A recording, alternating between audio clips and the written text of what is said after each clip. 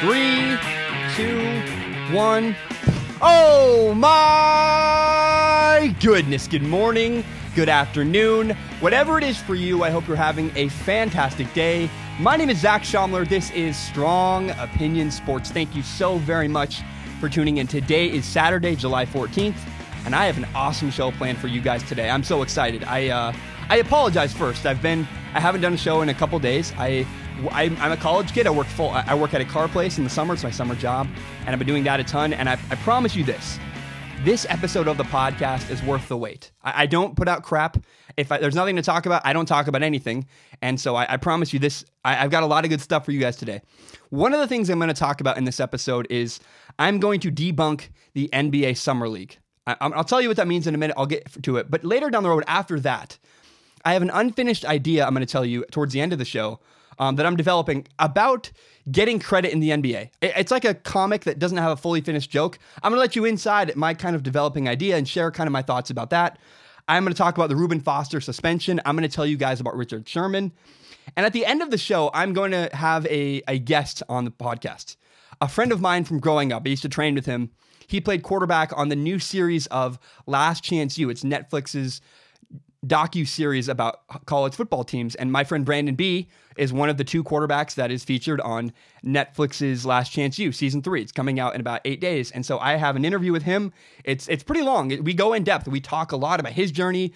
What's it like having the show there? I'm very excited for that. So those are all the things you can look forward to in today's podcast. Remember, you can subscribe to Strong Opinion Sports on iTunes, on SoundCloud, and on YouTube, as well as anywhere you can find podcasts. You can find my full entire hour-long podcast on YouTube. And please, if you like this podcast, share this with your friends. All right.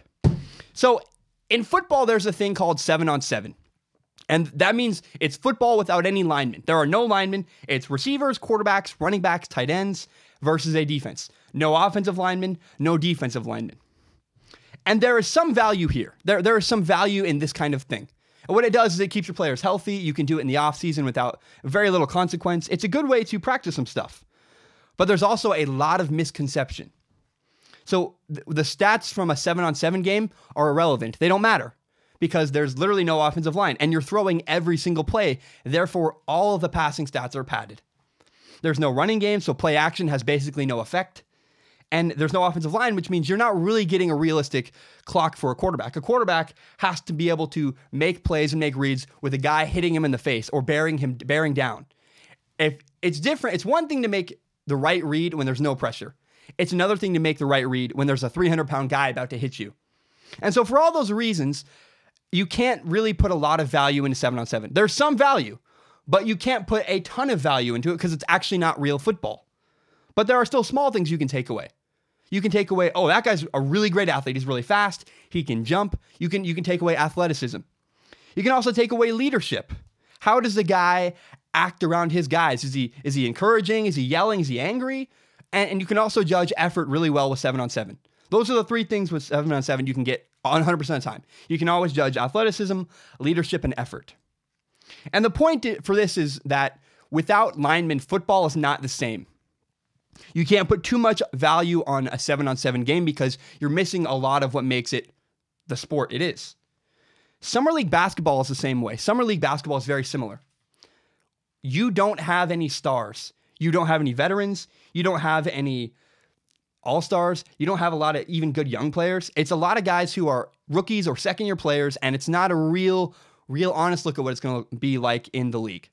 So I want to talk about this. When the Knicks drafted Michael Knox, I was really excited because Michael Knox can hit threes. And that's cool. Not everybody drafted in the top 10 is a great three-point shooter. And so when the Knicks drafted Michael Knox, I was like, that's a great draft pick. I feel really good about it. But what's interesting is in the NBA Summer League, Michael Knox has had a ton of impressive dunks. He's been really good around the rim. And he averages about 23 points a game. And I don't know that that's a realistic look at Michael Knox. I think it looks great now. But I'm very curious, is Michael Knox the same player when he's going up against Kevin Durant, LeBron James? The obvious answer is no, he's not going to be. Another thing, in contrast, the Hawks rookie Trae Young had really struggled early on in the NBA Summer League. But down the last couple games, Trae Young has improved. I think he went from averaging 11 points to 23 points a game. And, Trae Young is passing well. He's shooting some better threes. And it's encouraging. And the thing is, you want rookies to look good at this time of the year. In the NBA Summer League, you want a rookie to look like a really good player. Because you want, anytime you take the court, you want something encouraging. You want them to dominate. In fact, it'd be more concerning if they weren't dominating. But even if they are dominating in the NBA Summer League, I would not read too much into it. Because it's not quite the same. Similar to football without linemen, the NBA Summer League is missing the stars. It's missing the veterans. It's just a bunch of young players. And I would not read too much into their stats. I want to see Michael Knox dunk in the regular season on NBA veterans. And I want to see if Trae Young can handle the physicality of an actual 30-year-old man guarding him. Because he looks like he's struggling against 22-year-olds that aren't physically fully formed out. And the one thing you can read into. So again, 7-on-7 isn't useless. And the NBA Summer League is not useless. Stats may not be exactly perfect, but there are things you can learn from it. There are things you can take away from the NBA Summer League. Here's one thing I have seen that you can absolutely take away from the NBA Summer League. Grayson Allen is an awesome professional basketball player. Grayson Allen is the guy from Duke. He had controversies. He got in trouble for tripping. And the reason why I like Grayson Allen and I've liked the way he's played in the NBA Summer League is because I don't like his stats. It's not about his stats. It's about his style of play. Grayson Allen is the rookie for the Utah Jazz. He is chippy. He has a bunch of effort on defense. He's very physical. He's aggressive. That's one of the things you can take away is how does he work with others? He works well with others. He is very physical on defense. He's showing, hey, I can bring something to the table. I might not be the best athlete. I might not have the best jump shot, best handles, but I can give you a bunch of effort on defense. That is what I like. That is what I like, is to see a guy like Grayson Allen competing his butt off. So I would not read too much into stats. I would not read too much into Michael Knox. I believe in Michael Knox. Michael Knox can shoot. It's really encouraging that he looks good at the rim, but I would not get too excited yet. He still has a lot to prove. And Trae Young. Before you judge Trae Young, honestly, I would give him 3 more years. He looks like a 16-year-old. He is a skinny shell of what he will be in 3 years from now. I think give Trae Young 3 years in the weight room to develop, learn how to play in the NBA. He looks good. It's encouraging. He's got some really good ability passing the ball. He occasionally hits some crazy threes. That's exciting. And I think he's going to get even more consistent as he goes on. But the key thing that I saw in the NBA Summer League, the one that I can read the most into is Grayson Allen. I'm not sure if Trae Young is going to develop.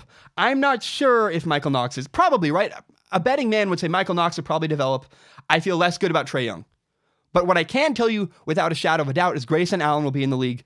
He's a 10-year player. I don't care. He has great effort on defense. He will be in the league for a while. You never know. Trae Young could flame out. I don't believe Grayson Allen will because it's not about his stats. It's not about his jump shot. It's about the way he plays, his defensive effort. That is what I read into with Grayson Allen. If he brings that in the regular season, it's going to be fantastic. So that's it, man. I wouldn't read too much into the NBA Summer League. I really wouldn't. Don't overreact. I think that at this time of the year, networks are trying to build up hype, which I'm okay with. Frankly, I love the storylines the NBA Summer League is giving us. I mean, will Trae Young succeed? Will Trae Young fail? I don't know. And that's far more interesting to me right now than Major League Baseball is. I just don't care about the NBA regular season. So I would just tell you, be cautious with the NBA Summer League stories. They're interesting. They're far more exciting to me than regular season baseball.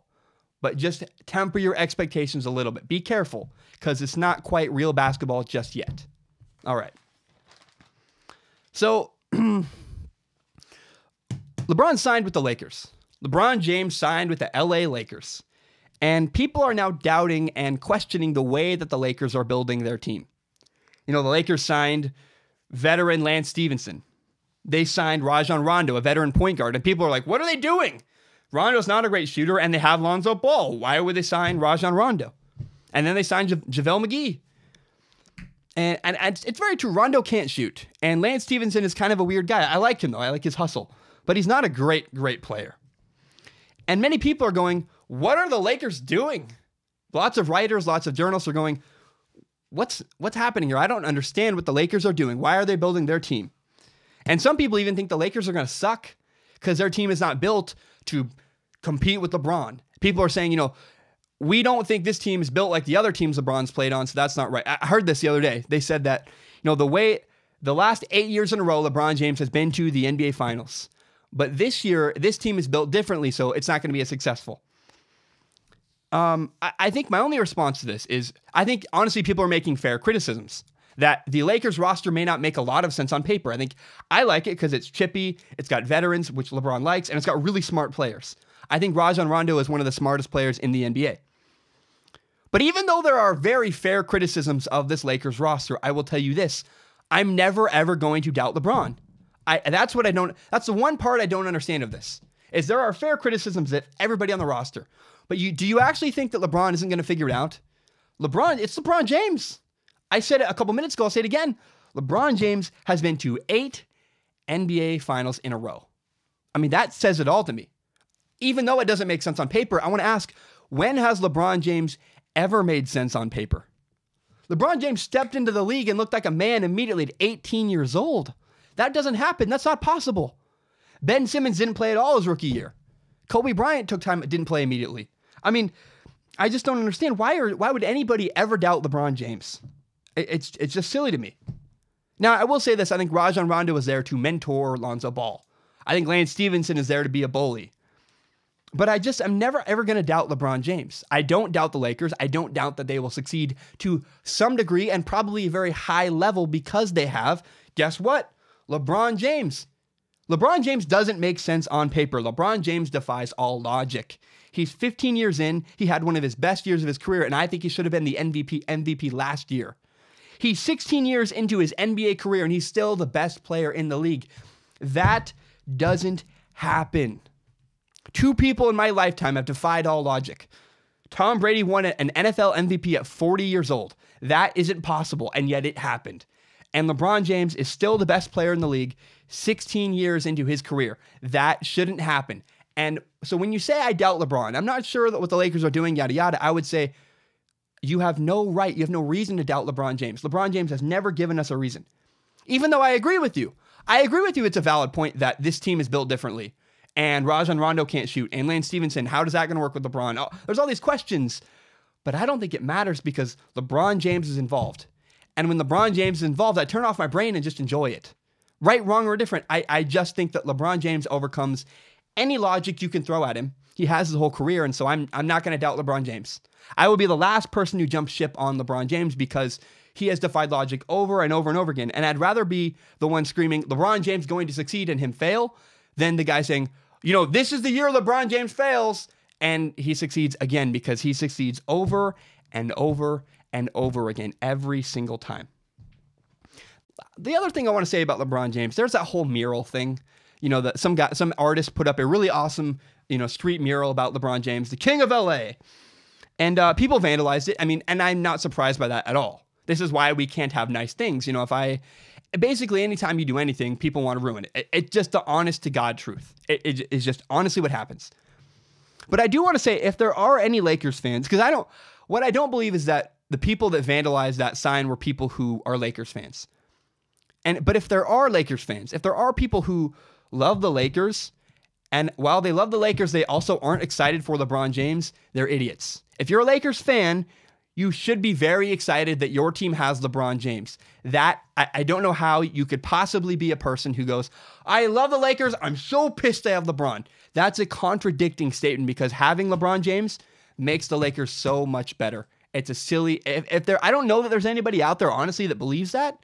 But if there is any Laker fans, if there are any Laker fans who are not excited about LeBron James, I think you need to reevaluate your logic and reevaluate the way you look at basketball because clearly you're missing something. And I frankly think you're stupid if you're not excited that LeBron James just joined your basketball team. Okay.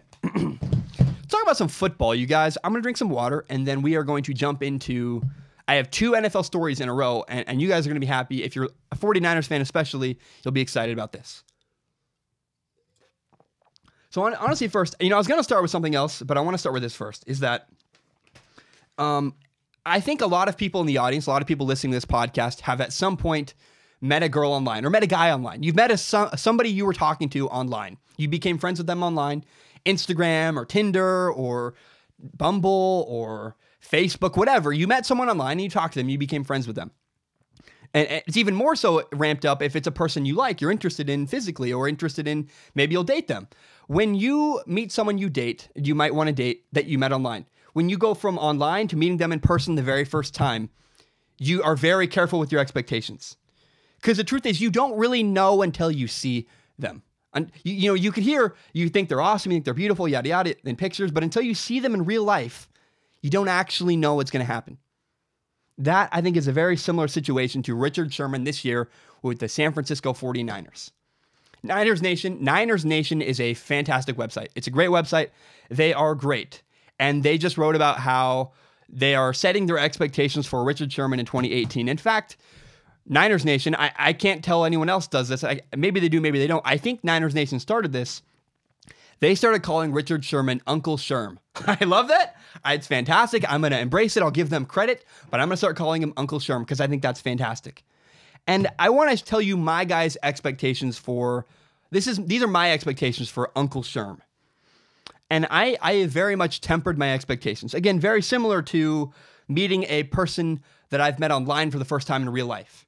We matched on Tinder. We've talked for 2 weeks. Now I'm going to meet them in person. My expectations are very low because I want to protect my heart. And there are reasons that my expectations for Richard Sherman are very low. First of all, he's 30 years old. And he's coming off one of his worst years in a long time. And he's also coming off an Achilles injury. An injury that very few people, I don't know that really anybody's recovered from very well. I'm sure it happens. But I know a lot of people that have hurt their Achilles in real life, my friends, and they didn't recover. Like they were not good later. And so I have significantly lowered expectations about Richard Sherman's success as a 49er. I mean, I think Richard Sherman is a great leader. I think he's going to coach up guys really well. And I do think he also significantly helped with the Reuben Foster situation. But I do not expect Richard Sherman to be a Pro Bowler. Maybe Richard Sherman has a Pro Bowl performance this season. That would be fantastic. That would be awesome. I would love that. But if Richard Sherman is a Pro Bowler this year, I think 49ers fans should be pleasantly surprised. I would not expect that. And I would recommend that you protect your heart. If you're a 49er fan, don't expect so much from Richard Sherman and protect your heart. Because if you expect him to be great, you're setting yourself up to get hurt. Similarly to meeting someone that you met on Tinder in real life and going, they're going to be the best person ever, yada, yada, and you meet them and it's deflating because they're not what you expect, not exactly what you hope for. Richard Sherman is the same way. Let's wait and see. And I hope he's great. Let's hope for the best. If you're a 49er fan, I'm actually not really a 49er fan, but I'm going to follow them very closely this year. But if you are a 49ers fan and you want good from Richard Sherman, that's great. But don't expect it. Hope for it. You can hope for it.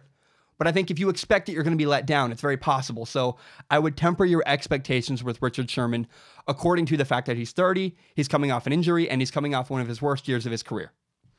My thought. I now want to shift your attention to Reuben Foster.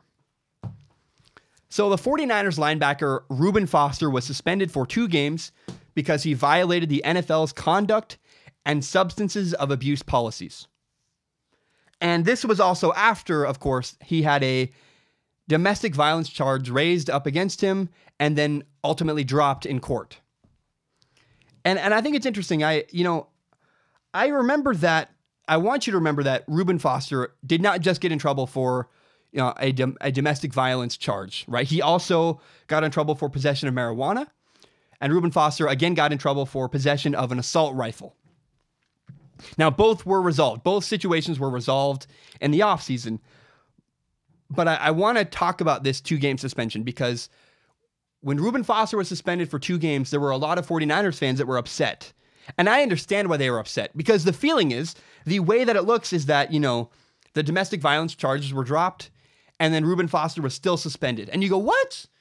He was free and then they still punished him. That's how it seems. That's how the appearance is. But I don't think personally that 49ers fans should feel angry.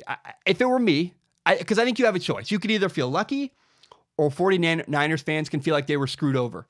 I don't think 49ers fans were directly screwed over. And I honestly would rather take the side of, I think they're lucky.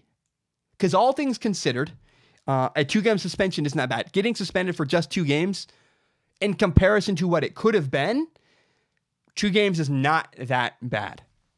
And that's why, when Reuben Foster was first announced, he was given a 2-game suspension. I took a deep breath. I said, whew, okay. I'm going to take a break. I'm going to wait. I'm going to look at both sides. And I honestly, when I took a step back, I understand both sides. I understand both situations. I understand that it's not a black and white situation. It's kind of a murky, not entirely clear situation. And I think given all of the headlines that Reuben Foster had this offseason, all the speculation, there was people worried that Reuben Foster was going to get suspended for maybe even the entire season. I saw one article that said that. And going from maybe a 6-game, maybe a full season suspension to only a 2-game suspension, all things considered, that's pretty good. And so I understand, I acknowledge 49ers fans, I understand why they might be angry. But at the same time, I think you have a choice. I don't know if it was fair or not. I don't know if the 2-game suspension was entirely fair. I don't honestly want to get into it, but I know this. All things considered, 49ers fans have a choice. They can choose to feel like they were screwed over, or they can feel like they were lucky. Okay, well, it could be way worse than a 2-game suspension. Let's just take a deep breath and be grateful it's only 2 games. Because 2 games, I think the 49ers will be able to overcome a 2-game suspension from Reuben Foster, maybe their best defensive player. If Reuben Foster was suspended for 6 games, that dramatically changes their season. 2 games is survivable. 6 games, that's a huge, much different impact. If he's out for the whole season, you might even be moving on from him. So a 2-game suspension, in the scheme of things, is not as bad as it could have been.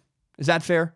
I understand if you're mad, but I'm choosing to take the stance that you can either feel lucky or screwed over, and I would rather 49ers fans go, hey, you know what? We got away with one. We got lucky. It could have been way worse. So that's my honest opinion. But if you're mad, I understand. So there you go. That's the Richard Sherman suspension. That's my official opinion, my official take. If you disagree with me, feel free to talk to me, though, because I have an open mind. I love debate. I love discussion. And I am very much open-minded to you guys. And if you feel differently than me, I will listen to you. I'll respond to the comments. I love healthy debate. I think debate is very important. I think disagreement is very important. And so if you disagree with me about the Reuben Foster suspension, please leave a comment on YouTube and I will get back to you. I'll respond, and I might even talk about it on the next podcast I make. Okay. I want to now talk about the Denver Nuggets. I think the Denver Nuggets are a fringe playoff team. And the truth is, this is not really a Denver Nuggets topic. This is a topic about Isaiah Thomas and about Boogie Cousins and their decision to take less money. So Isaiah Thomas signed a 1-year deal with the Denver Nuggets. It is the veteran minimum. He signed for $2.4 million and only a 1-year deal. And I want to give you context to this contract. Here's the context for this contract. 2 years ago, Isaiah Thomas was an MVP candidate. Isaiah Thomas was almost the NBA MVP the year Russell Westbrook won. And Isaiah Thomas was expecting to get a ton of money in free agency when he eventually hit the free open market. And so when you see a guy like Isaiah Thomas only sign a 1-year deal worth $2.4 million, when 2 years ago they were talking about backing up the Brinks truck to give him as much money as possible could fit. Literally, the joke was in a truck. I respect that he signed for so little money. And that might sound weird to you. You might go, couldn't he have gotten more money? I think yes. I do think that Isaiah Thomas could have signed for a bigger deal, a slightly bigger deal for slightly longer.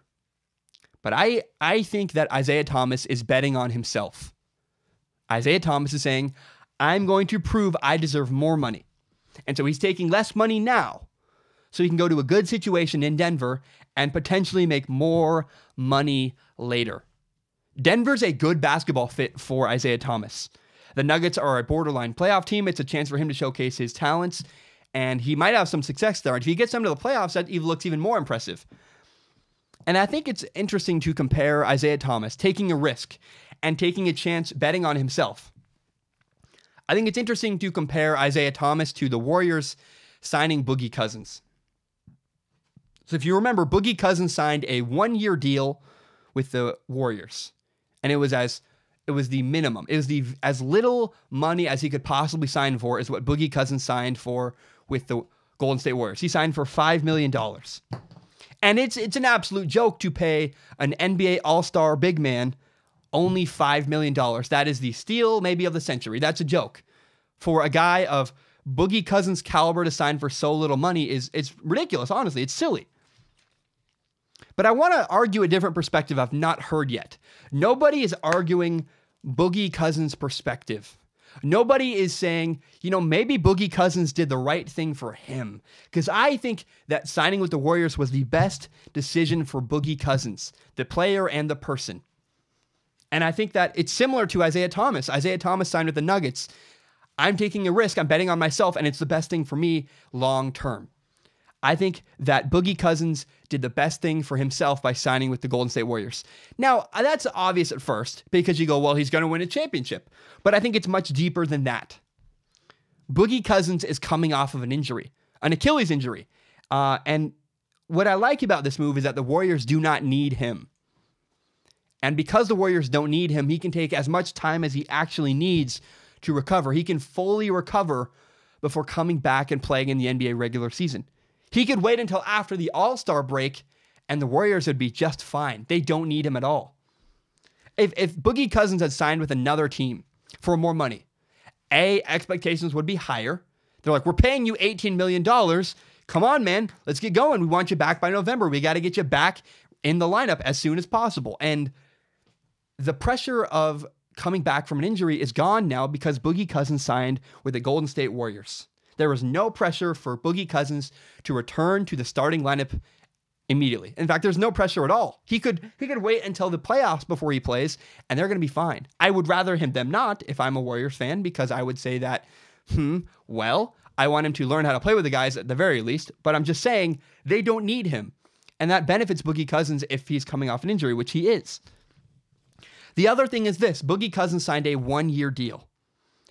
Boogie Cousins took less money now to earn more money later.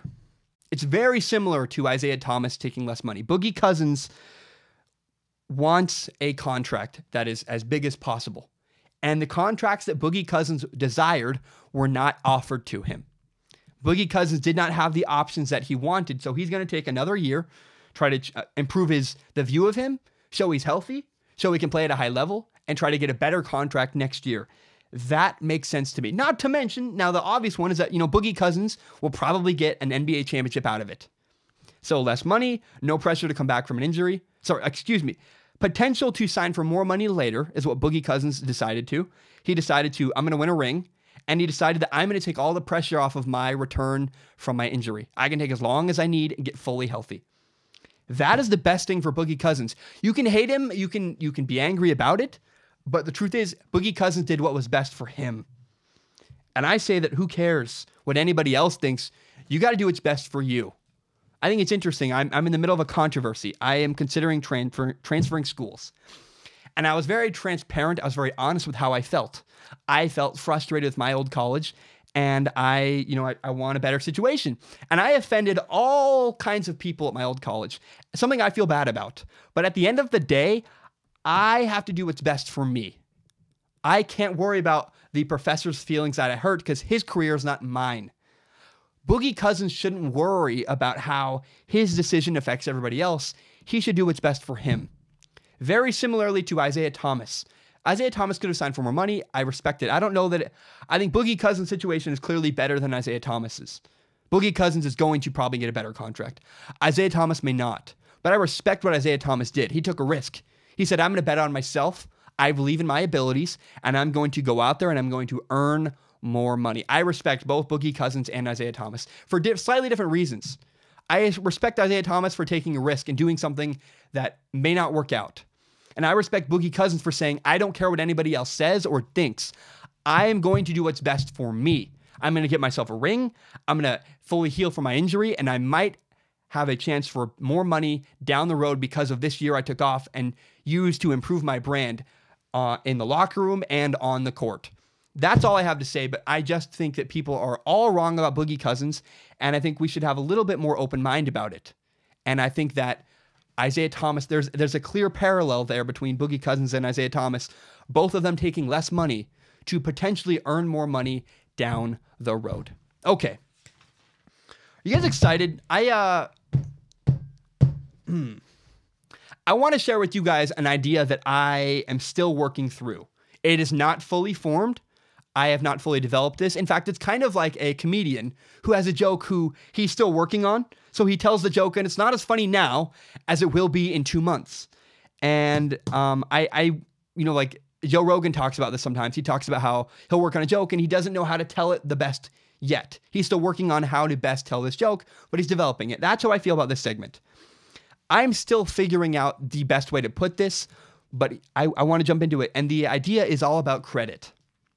Because credit, who gets credit, is a very complex issue in the NBA. And there's a number of reasons for this. Perception matters.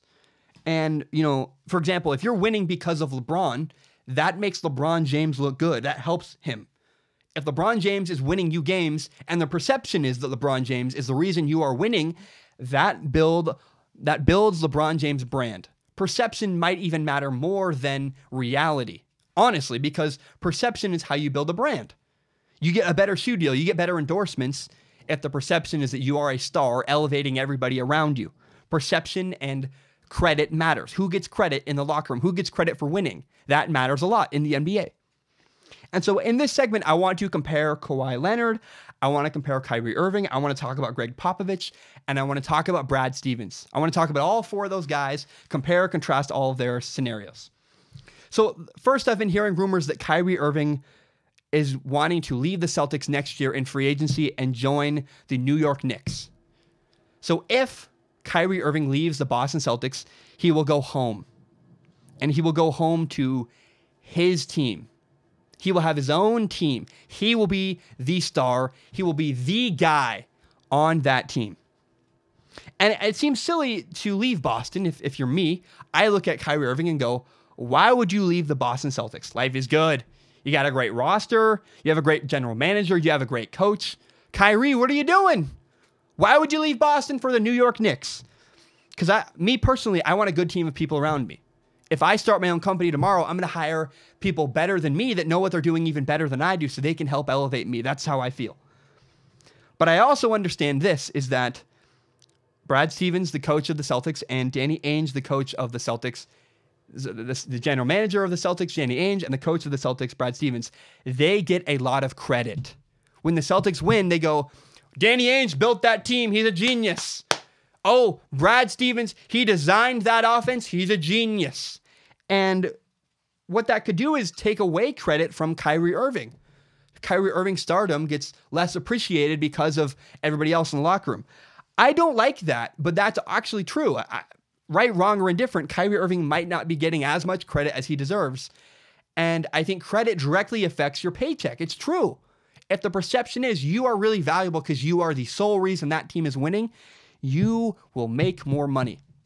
And so that's where I want to compare Kawhi Leonard and the Spurs. I want to talk about now Kawhi Leonard and the San Antonio Spurs. So in San Antonio, the head coach of the Spurs, Greg Popovich, gets all the credit. When the Spurs win, it's because of the Spurs system that Greg Popovich has designed. And Greg Popovich getting credit actually hurts his star player, Kawhi Leonard. And you can make an argument that playing with any legendary coach will hurt an NBA player. It always hurts NBA players. Part of the LeBron James, Michael Jordan debate is that people say, well, LeBron James has never played with a legendary coach. LeBron James has never had a great coach, and Michael Jordan had Phil Jackson. And some people use that to knock on Michael Jordan. Well, I also think that LeBron James has purposely avoided having a legendary coach so that he can get more credit. LeBron James does not want a Greg Popovich taking credit away from him because that would hurt his legacy. So I believe LeBron James not having a great legendary coach is by design. Because we have seen over and over again, having a great legendary coach can take away from the credit you're getting. You can lose credit. You can lose the perception can be, we're winning because of him, not because of you. So who gets credit very much matters. And Kawhi Leonard is overshadowed in San Antonio by Greg Popovich.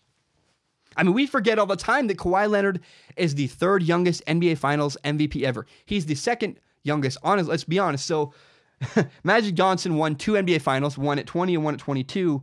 Kawhi Leonard won at 22 as well. He's the third youngest. I don't know how you put it. He's one of the youngest MVP winners ever in the NBA Finals. And what's interesting is Kawhi Leonard, despite all of his success, despite all of his talent, he does not have a great shoe deal. In fact, Kawhi Leonard has a terrible shoe deal. And Kawhi Leonard has no brand.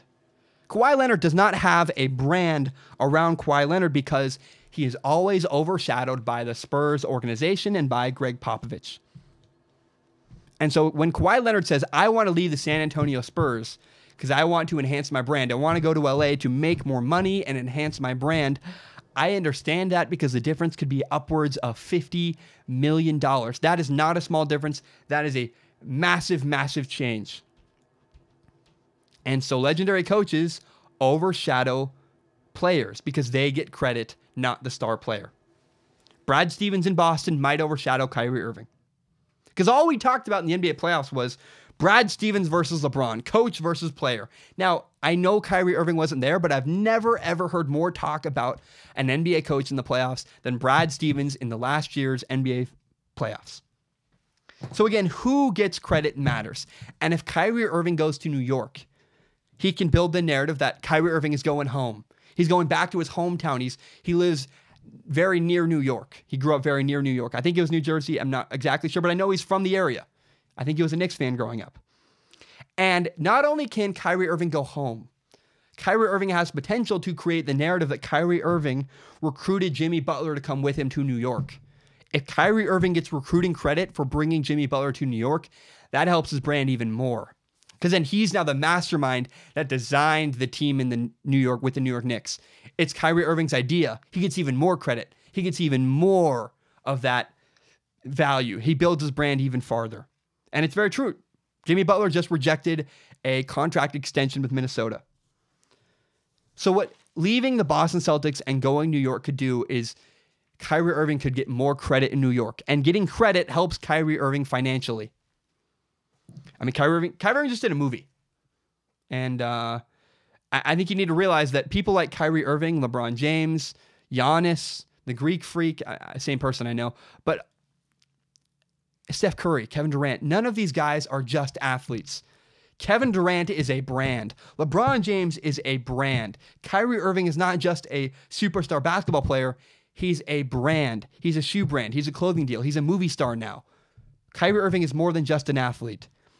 And so while I would stay in Boston, if I'm Kyrie Irving, I'm going to stay in Boston because, for example, Kawhi Leonard has no brand and he needs to leave San Antonio to create his own brand. Because if Kawhi Leonard stays in San Antonio, the Spurs system, the Spurs brand will always overshadow him and Kawhi Leonard will make significantly less money in his career. But Kyrie Irving, I think, should stay in Boston. Even though he will not have as big of a brand, he won't get maybe as much credit. If Kyrie Irving stays in Boston, he will have what he already has is a somewhat of a brand, and he can win a lot. And I would take a good brand, a 6 out of 10 brand with a lot of winning over a 10 out of 10 brand with no winning or maybe questionable winning. I don't think Kyrie Irving will have a 10 out of 10 brand. A small improvement of his brand, a little bit more credit, and sacrificing winning, doing that might suck. But I also understand, I get both sides. I understand both perspectives is that if Kyrie Irving leaves, he's the mastermind. He gets more money, probably better endorsements. He can win in his hometown and he can rebuild the Knicks. So I think it's interesting stuff, man. I just think that I don't have a fully formed idea on that yet. I just want to point out that the idea of who gets credit in the NBA, it's very important. It very much matters. It affects players financially, and it's in understandable ways. I mean, LeBron James should care about his legacy. Kyrie Irving, I get it. You want to be the man, and I've always said that screw being the man. I've never understood it until now. I've always said, you want to be the man? How about you win? That should matter more to you than getting all the credit. But the truth is, getting credit is interwoven deeply within the NBA. I've been very critical of people who want to be the man. I've always said that's the stupidest thing I've ever heard. You want to be the man? How about you win games, make money, have fun? But the truth is, being the man and having a brand, getting credit in the NBA, that is so interwoven with how much money you make, with how much money you can make when you retire. I mean, look at Kawhi Leonard. He doesn't get any credit and he has no brand. He has a terrible shoe deal. He's not making nearly as much money as he could. So all of that just really, I thought was interesting. It really changed my perspective. And I just am wrestling with, Is it okay for an NBA player to want to be the man? I've always felt like it shouldn't be, and now I'm concerned and I'm conflicted, and I don't have a resolution to that thought yet. And maybe the truth is it's okay for Kyrie Irving if he wants to leave Boston to go to New York. I've been so hard on him. I've been saying there's no way Kyrie Irving should want to leave the Celtics because New York can't give him as much winning, doesn't have as good of a culture around him. But the truth is it might be better to get away from the orbit that is Brad Stevens, because Brad Stevens has this incredible draw. He gets all the credit. And as much as I hate to say it, it matters who gets the credit in the NBA, much more than the NFL. Nobody cares who gets credit in the NFL. They just want you to win games. And in the NBA, it's very different because there's all kinds of shoe deals, endorsements, yada, yada. And it's just a very, very different animal. And I've never, ever thought about it that way until today. I was like, wow, like that's just a weird thing I don't get is credit matters in the NBA. And maybe being the man is not as bad as I always have felt like it was. So, still developing. I'll learn. And I hope you enjoyed that, though. I really, this pushed me as a broadcaster, made me think. It made me really challenge my opinions. And I really just was like, I don't have the answer to that. And that's interesting to me. So I wanted to point out getting credit matters in the NBA so much more than I've ever paid attention to. So I don't know. Let's talk about NFL ratings. David Tepper is now the new owner of the Carolina Panthers. He's a hedge fund manager. He's clearly a very smart guy. He's a billionaire. I mean, I don't know how you don't become a billionaire if you're dumb, truthfully. But David Tepper just said two things, and one I very much agree with and one I very much disagree with. I think it's interesting. It's fun. It'll be fun to talk about. So first I want to talk about the thing that David Tepper said that I agree with. David Tepper said that TV is now fractionalized. And he said that there are so many platforms, and David Tepper does not think football is being more affected than anything else in this country, the ratings of football, because they're going down. Ratings have gone down on cable in the NFL. And while it's very true, and I agree that ratings are going down, and I agree that TV is being fractionalized, I think that maybe less people are watching on cable. I don't know that, and this is where I agree with David Tepper. David Tepper said, I don't think it's being affected that much as we realize. I think it's possible more people follow football than ever before. And the reason for that is there are so many ways to do it now. If you take a step back, you look at the big picture, social media, Twitter, Facebook, Instagram, yada, yada. You can follow the NFL on YouTube, and you can watch all the highlights. You don't even need to watch a whole game. You can just watch the highlights of what happened. And you can also watch on cable. There are so many different platforms. And I don't think just judging cable ratings is good enough to get a gauge of who's really watching the NFL. I think a lot of people are no longer watching the NFL. People are no longer watching the NFL on cable. That is my opinion. And I think that my guess is people are watching in other places on YouTube, online, through social media. They're following it that way. And I think it's very possible more people than ever are following the NFL. The fact is that cable ratings just don't reflect that. Cable ratings are dying in general. And I don't think the NFL is dying any more than anything else. That's what I agree with when it comes to David Tepper's take. Because many platforms are replacing cable. Now, even though I agree with David Tepper on that, he said that ratings are being fractionalized and the NFL is probably not being heard as bad as being reported. Here's what David Tepper said that I disagreed with. David Tepper said he had a feeling. He just said, I have a feeling that gambling, legalized sports betting, was going to hurt the NFL's ratings and make them go down. And David Tepper goes, I just got a feeling. And I completely disagree with David Tepper's feeling. I know he's a billionaire. I'm a dumb kid in my room, literally. But I don't think that gambling is going to hurt the NFL ratings at all. Personally, I just don't. I don't bet on games. I'm not into it. I'm not a bettor. I have very, very little money anyways. I'm not willing to bet and gamble away any of the money I have. So I don't gamble. But what I do know is that if I was to gamble, if I was going to bet on a game, it would make me care about that game significantly more. And normally if I'm watching a blowout, let's say I'm watching the Cleveland Browns and the Baltimore Ravens, and the Browns are just killing the Ravens. The Browns are up 40-0. And normally I would turn the game off. I would be like, I'm not going to watch the Browns destroy the Ravens anymore. They're up 40-0, game over. However, if I have money on the game, I'm more likely to keep the game on because I have a vested interest now. I have much more interest than just, what's the score? I have interest in, Is something going to change? Because I have money here. I have more of a reason to care about the game. And so I think there's no way at all that legalized sports betting will hurt the NFL's ratings. And I want to make that prediction now. The NFL ratings will not be dramatically reduced because of legalized sports betting. I don't think that will happen at all. My personal opinion, I just completely disagree with David Tepper, the new Panthers owner, when it comes to that scenario. Okay, I'm so excited for this. This is the last thing I'm going to talk about today. Last Chance U is my favorite football show on TV. It's the best. Last Chance U on Netflix is, if you're going to watch any football show, you should watch Last Chance U on Netflix. And then the next best thing is All or Nothing, the Amazon Prime series.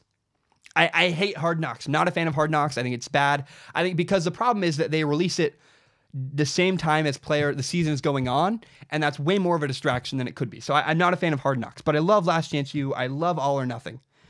And one of my friends from high school, Brandon B., is one of the quarterbacks on the newest season of Last Chance U. There were two quarterbacks featured on the show. It was Malik Henry and Brandon B., my buddy. Guy I used to train with, played at a rival high school of mine. Great guy, great family. And so I had him on the podcast. I got to interview him for about an hour, and we talked in depth. I cut a lot of it out because it was mostly just two friends catching up, and I saved about as much as I could. I try to tell you a good story because I share who he is, kind of what got him there, and kind of what was the show like, and all kinds of stuff. It's a really, I think, a very interesting conversation. I hope you enjoy it. And I just wanted to say he's a great guy, and I'm so grateful that he took the time to be on my podcast. He allowed me to share his story and kind of get his side of things out before the show comes out. And so I just am so grateful. And so I hope you enjoy my interview with him. I'm going to play that right now. Brandon, hello. How you doing? Can you hear me? Yeah, I can hear you. I want to say, man, first of all, thank you so much for taking a minute to stop by. I really appreciate you coming on the show. Yeah, no problem. I look forward to it. Well, I guess before getting into you, because I want to hear your story in a minute, first I want to ask you, though, so you're at Independence Community College, is where you were at the time when the show was recorded. What's that like having I want to start with the show first. What's it like having a camera crew with you for an entire season? I mean, is it weird? Is it distracting? Is it a pain? I'm curious what that experience is like. I think for me, at first I was like, okay, like that really kind of made me like look out for myself, just kind of like make sure I did things right. Which I hope I did. I hope I'm displayed on the show as a good guy. But it was weird. Something you had to get used to. But after a while, like, you really had no privacy. Yeah. I mean, I always made the joke. They were there when you had to go to the bathroom. Yeah. And that's what they do is they really try to portray the junior college experience. Is it in the way, you think, or is it... Because I have this theory, and I'm curious to test it on you. I've always said Hard Knocks is a bad idea because Hard Knocks... It's released while you're still in the season, so it's literally what they're talking about, and your story's being told publicly in the middle of your season. Whereas Last Chance U, they release it months later. It may be less distracting. Is that kind of theory correct? What do you think about that? Actually, it's close to a year later, but I can understand what you're doing with Hard Knocks. I mean, I love it. I still watch it, but Last Chance U, it's more of a. I don't think they portray enough of the season. I think they more try to show relationships and the hardships that, some of these guys go through with the whole junior college process. And, I do think the show is a little biased. That's just me. Yeah. They tend to go for the guys that, are the big bounce backs. Well, they look for the big story, right? I mean, that's kind of the human. The big story, yeah. But that's not where some of the biggest stories are, because, I mean, for those kids, I mean, for an example, you get a guy that he's a bounce back from SEC school. They're going to be all over that. Yeah. Why? Whether he's great or not, he's a better story on paper. Yeah, because more people are familiar with him and his situation, whereas you'll get a guy that came from nowhere, nowhere, and he'll just end up balling out, and it'll blow up, but he's not going to get that exposure on the show. He'll be on the show, but he won't get the exposure. Are there any guys like that from your season? Are there any guys that stood out that weren't maybe given the recognition? Not really. They really focused on 5 guys on the team. Yeah. I wasn't one of those guys, but I played about half the season. And I'm sure we'll get into that. Yeah. No, I'm excited to see what the story they tell is. But no, I like the show. I'm a little I'm excited and not excited. Are you nervous a little bit, maybe? A little bit, because, I mean, I was around some people that weren't making the smartest decisions. And I didn't make any bad decisions. Sure. I thought I was a good kid. I was good in school there. Yeah. I did what I needed to do, and, that's why I was able to be successful. But there's a bunch of reasons you can go junior college. Yeah, well, exactly. There's people with your scenario. I'm curious what your story is too, but there's some people that academically couldn't make it. They got hurt or something happened physically, or they just were looking for a place to showcase their skills. Yeah. So that's kind of what you get, is those three scenarios. I mean, you got also kids that, they messed up, got arrested in college. Yeah. Their only option is to go down and do junior college for a year. I'm curious, what's a junior college locker room like? What's a locker room like at a junior college? Because you have so many different stories and different backgrounds. It's very untraditional. It's, now, are you talking like game feel or just? I don't know. Answer that however you want. And I don't want to get you in trouble, so don't say anything like that. But I'm curious because I've had friends that I've heard really good things and I've heard really bad things. And I'm curious what your experience was. I think for us with the Last Chance U thing, it kind of amplified everything. Amplified everything, yeah. Like, we could be down at half, and you'd have guys just cussing people out and all that. It just happened. You had dudes, did it put more pressure on having cameras around? Is that maybe a good way to put it? You know what? Sometimes, yeah. I mean, I felt the pressure sometimes. I mean, there's times where, I'm not sure if you're really familiar who I was playing there with. Was the guy from Florida State, right? Something like that. Malik Henry. So yes. He was in my class. Yeah. And we had a bunch of guys. Let's just put it this way. Well, there was guys that were brought in that were. We had a bounce back from University of Tennessee quarterback. Yeah. He only made it a week, and then he tried to fight the head coach. Oh, really? Yeah. I mean, wow. But this stuff happened all the time. Yeah. Now. I mean, you'd have practices, we'd just be chilling, and all of a sudden, a fight would break out. And you're just like, what the heck? You had dudes that were in gangs sometimes. You had dudes that, would sell drugs when they weren't doing football. Yeah. I mean, it was just a totally different experience. And it was really eye-opening. And I think I don't know if the show really get into that. I hope not, because that'll hurt those people's, how people see them. Yeah. That's the best way I can put it. I'm curious, I guess my next question would be, how does a guy like you from Vancouver, Washington end up in, because your story's kind of interesting. You went all over the place. You went to Tennessee, Montana, then Independence. How do you end up at Independence Community College? What's your route there? Well, my high school story. We played against each other in high school. I'm a fan of yours, man, by the way, man. You're such a good dude. I love your dad, by the way. Your dad's awesome. We used to go to Air One together and compete. And, yeah. I remember the first time I met you was actually when you were transferring to Skyview. Mm-hmm.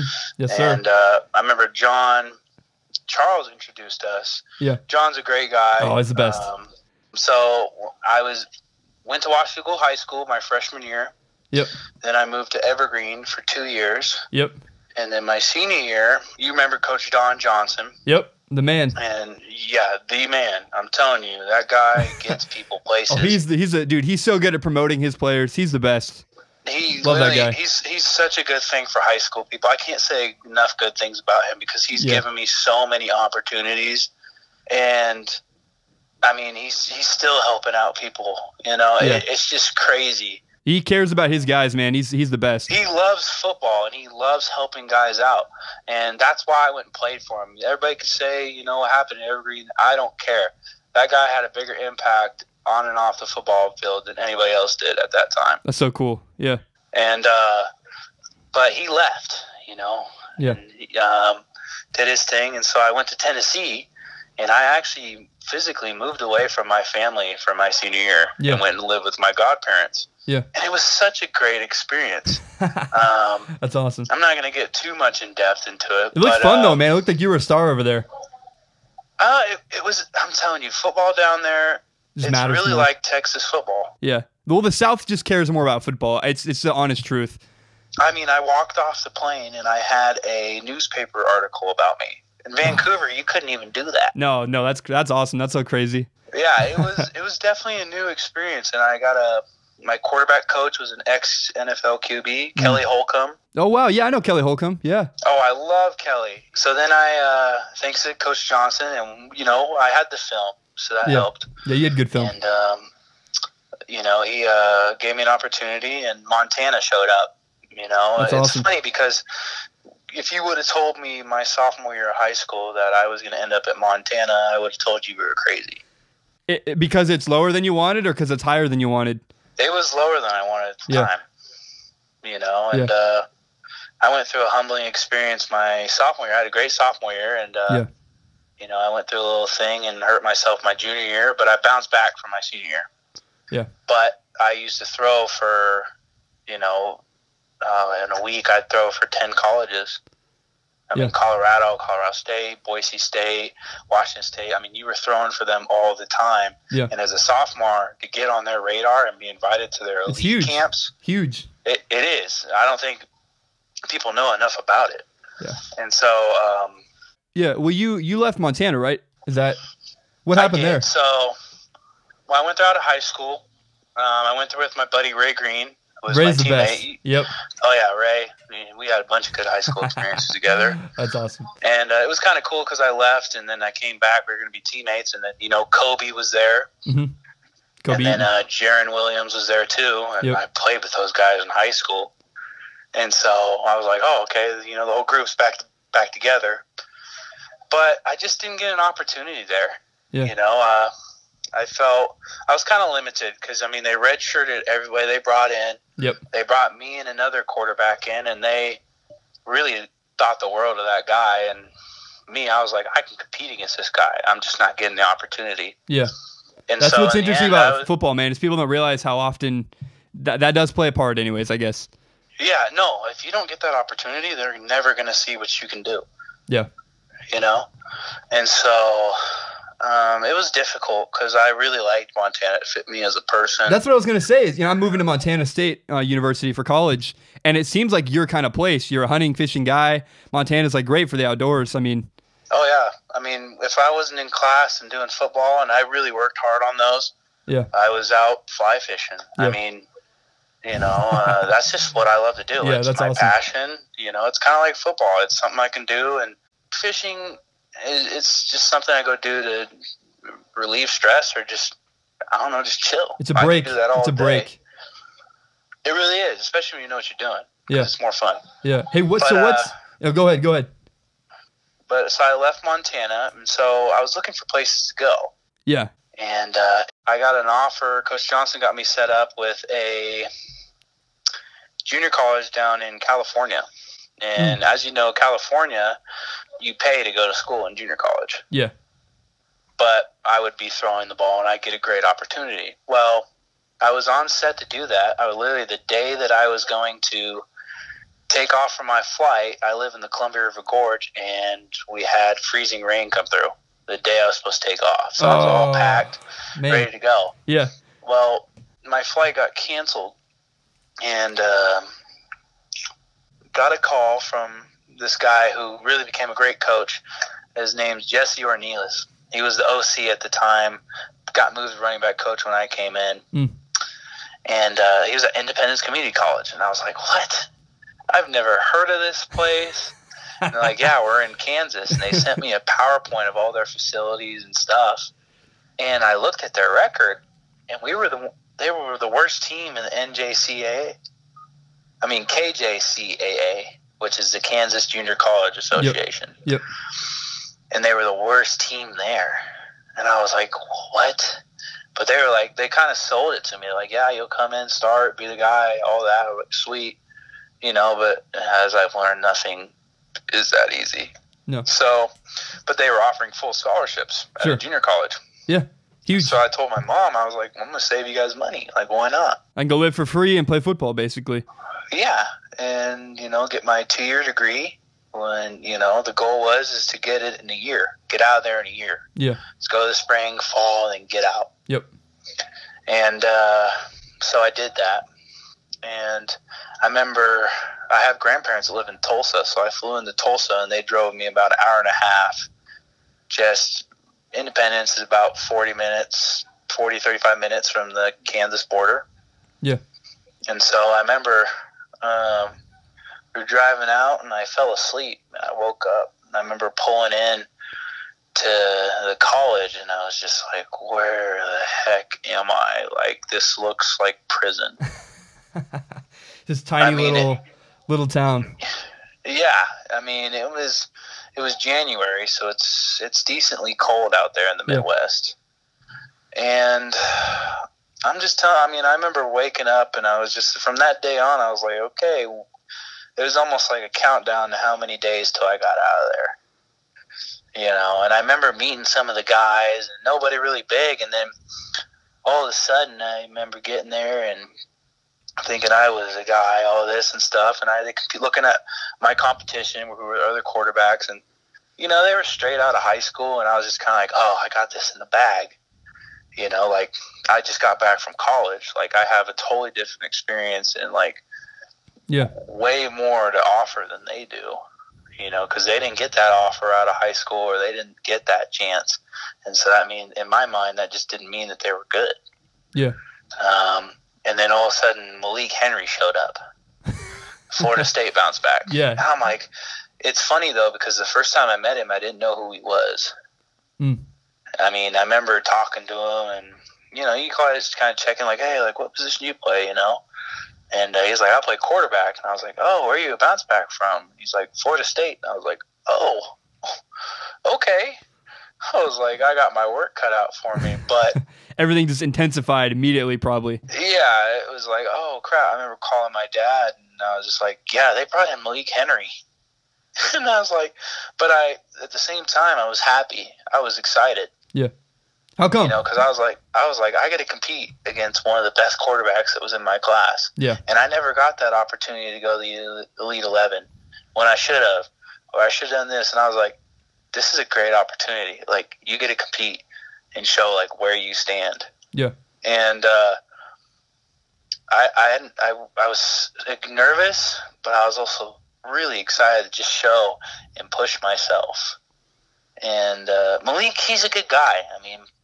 He didn't want to be there, so you kind of saw the worst side of him. But I didn't want to be there either, but I just wasn't that type of person where, I acted out or things like that's just not the way I was raised. Yeah. And it was very interesting. But I remember go ahead.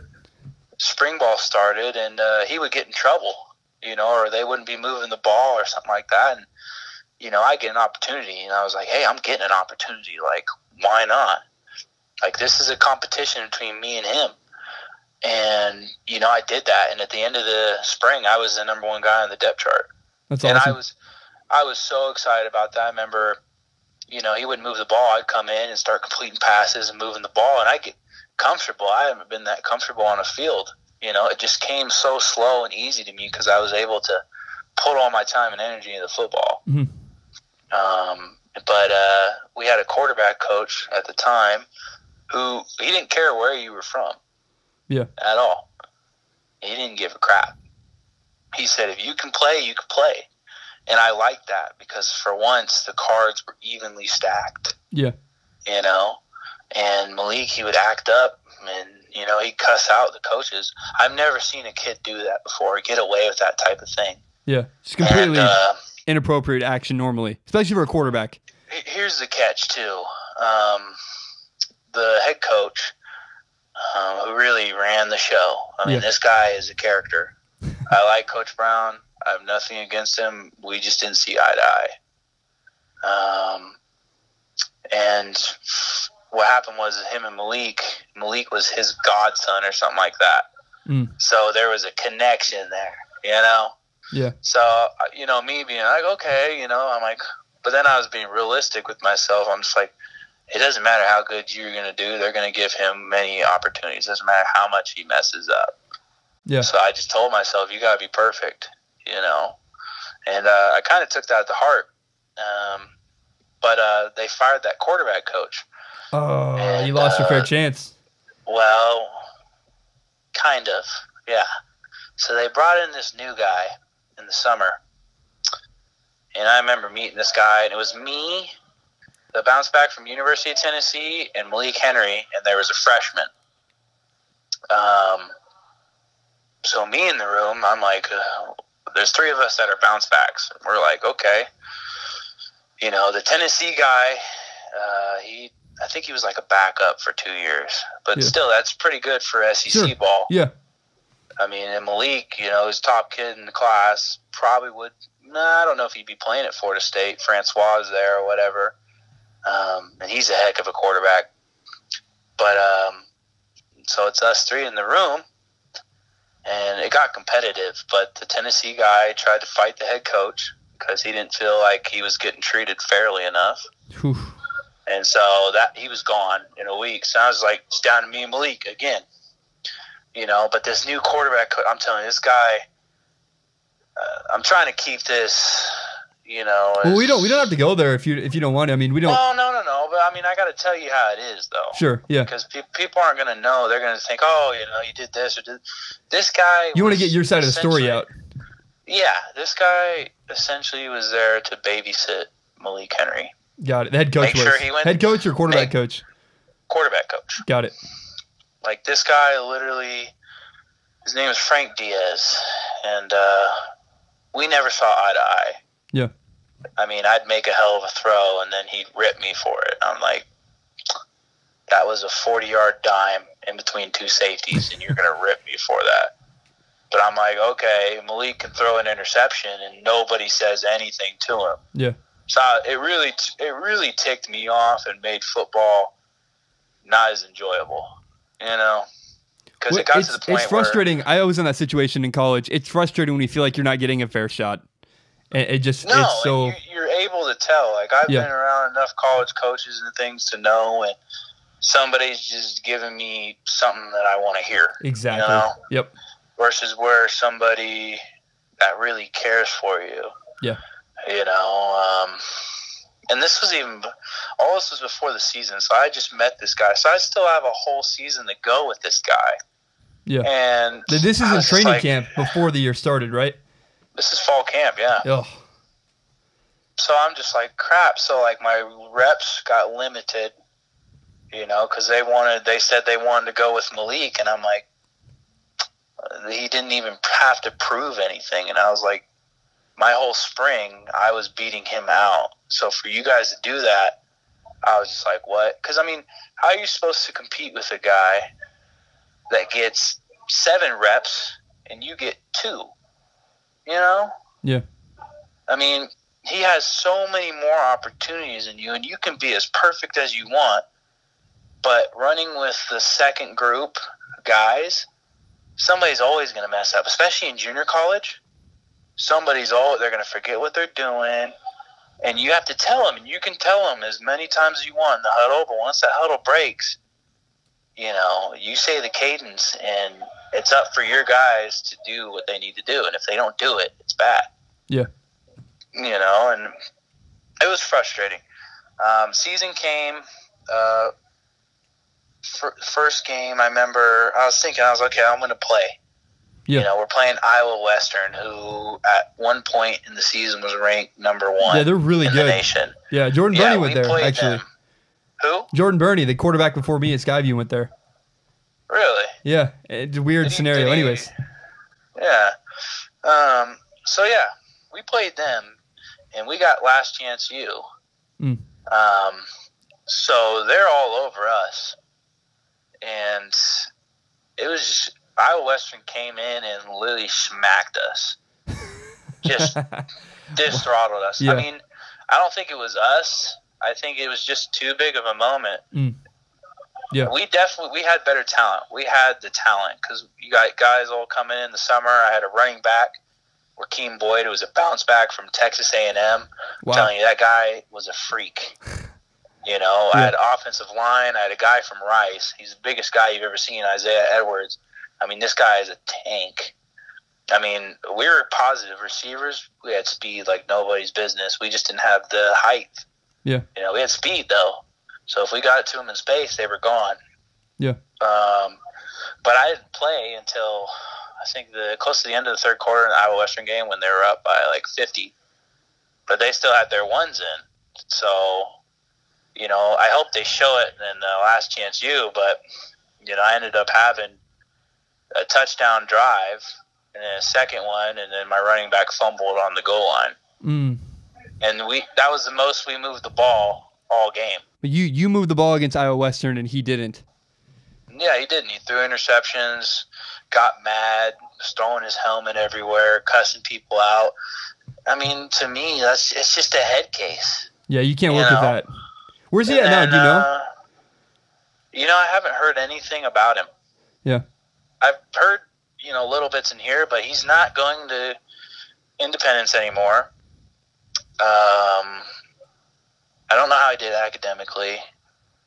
And then, I don't know, I heard something that he might be going to FAU, but, I mean, it's been almost a full year now. So, he's losing eligibility. Yeah. So, I don't know. I mean, that's tough. I know that the reason they brought that guy in, though, was really to make sure he went to class and was passing his classes. They were trying to take care of him and babysit him, really. Yeah, I mean, you get it, you understand it. I don't know how well people listening to this will understand that, but well, if you watch Last Chance U, though, you know how that kind of show works and how some of the guys are, and academically and yada yada. You got to kind of herd them. I feel like my situation was close to the guy from the first season that ended up walking on to Mississippi State. Yeah. I feel like that's kind of how it was. They brought in, the John Franklin III. Yeah, John Franklin. He'd mess up or not do what he was supposed to, and then, last minute you'd find out, you were starting and had to go, do things. And I'm sure we'll get more into that. I mean, I don't know how much time you have. Well, no, I got forever. I'm curious, by the way, when you went to Independence, did you know they were going to have Last Chance U? Did you know that going into it, or did that show up later? No, we had no clue. Here's how it went down, actually, we weren't supposed to tell anybody, but we were in the top 3 for the running. They came and sat down and talked to us and just kind of, tried to get to know some of us and hung out with us. Yeah. And I think we provided the best opportunity for them. I mean, we have so many personalities on the team, and you have so many different stories. You have guys bouncing back from all over. Yeah. And so that was pretty cool. And for me, I was like, sweet. Like, I was like, I'm going to be on Netflix. Like, I was thinking about how many Instagram and Twitter followers I'm going to get. I was just like, ooh, I was like, okay, this is a good deal, And I'm like, if I really ball out on this thing, like, this is going to help me in the end. Yeah. It can give you publicity that you need. Yeah. And not that I don't really need that. I think I was more just kind of like sweet, at the time. Wasn't a concern, though, at all? Not really. So I think we kind of knew that they were going to pick us, they came and did our spring game. Brought out the cameras and all that. Yeah. And, of course they, put it on some of the guys, the mics and things like that. And, I got to sit and talk with Greg Whiteley, the director, and kind of tell him my story. And, it was interesting. I don't really come from hardships and things. I've just been all over the place.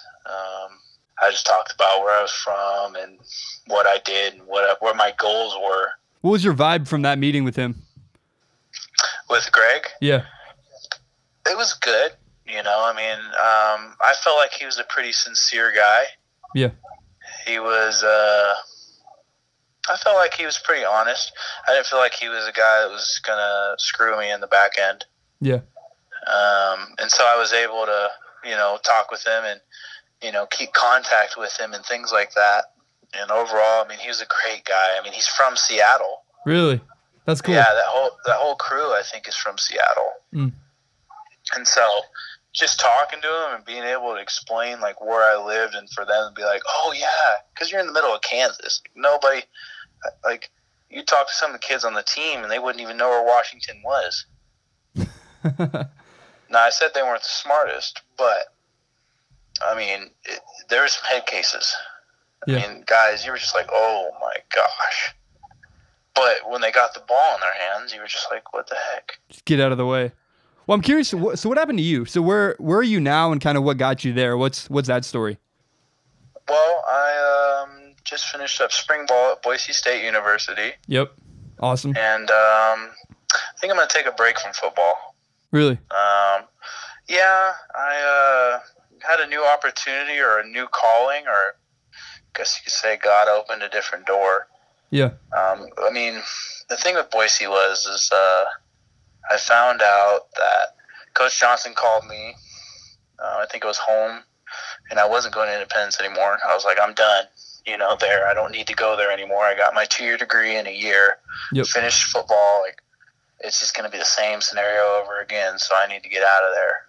I had a bunch of D2s, small D1s that I was talking to, but nothing that, I mean, I had one in Indiana, Oklahoma. I didn't want to stay in that area. Yeah. I wanted to be closer to home because I want somewhere where my family can come watch me play. Yeah. And, a place that I can do things that I love to do. In Oklahoma, you bass fish and stuff, but besides that, that's all you can do. Yeah. And it's not very pretty, and it's hot. And you got to watch out for snakes and things, and that's just not my cup of tea. Yeah. So I like warm weather, but not humidity, and I like outdoors and, a place I can go sightsee. And so when Coach Johnson called me about Boise State, I grew up a Boise State fan. Yeah. That was my dream school. And so I have enjoyed my experience here, but I'm also ready for this new door, and I think I'm going to go military. Really? Yeah, I'm going to join the Army National Guard, and I qualified for flight school. Huh. So, dude, congrats. That's huge.